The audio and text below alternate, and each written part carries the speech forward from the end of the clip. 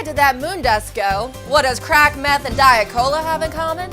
An app for a mini lab and an itch you don't have to scratch on today's Daily Orbit. Hello and welcome to the Daily Orbit. I'm Emerald Robinson. Now, where did my moon dust go? I'm always misplacing it. Ever put something somewhere for safekeeping and then you forget where you put it?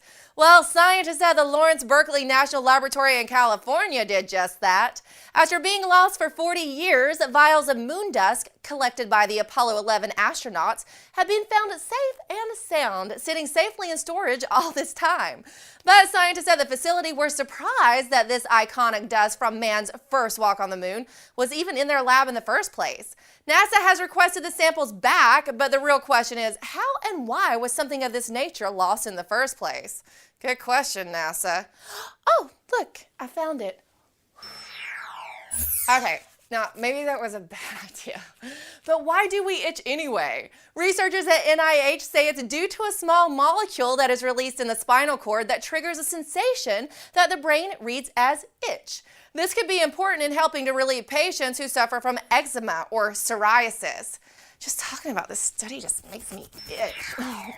And researchers are itching to understand why amphibian numbers are rapidly dropping around the nation, even in designated protected areas. They say the rate is more severe than previously believed, and even populations thought to be stable are in decline. Wowza.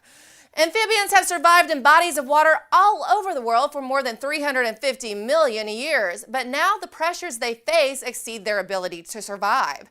At current decline rates, half of the amphibian species will disappear from their habitats within 20 years. But what disturbs researchers the most is the decline of amphibians in protected areas like national parks and forests, suggesting that stressors transcend landscapes. Poor little amphibians. So you're a citizen scientist and all you need is a lab? Well, get excited. A new app turns your iPhone into a mobile mini lab. The new app in Cradle uses the phone's built-in camera and processing power as a biosensor to detect toxins, proteins, bacteria, viruses, and other organisms.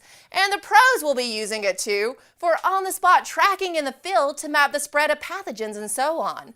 The Cradle contains a smaller version of optical components that you would find in bigger lab devices, and much cheaper, at $200 compared to $50,000.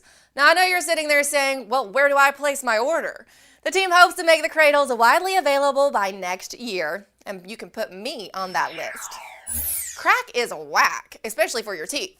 But if you think you're doing yourself a favor by getting cracked out on Diet Cola instead, think again. Diet soda might be as bad for your teeth as crack or meth. Research was based on a woman in her 30s who drank at least 2 liters of soda a day for almost 5 years. How did she even get to sleep is my question. Anyway, dentists found she had the same amount of dental damage as a 29-year-old meth user and a 51-year-old crack addict. But they say that the effects of all three are comparable because they are all highly acidic substances. So, diet soda drinkers, here's the really scary part. That woman had to have all her teeth removed just like the drug addicts. You know, I don't think I want this anymore. Well, that's all for the Daily Orbit, and see you tomorrow.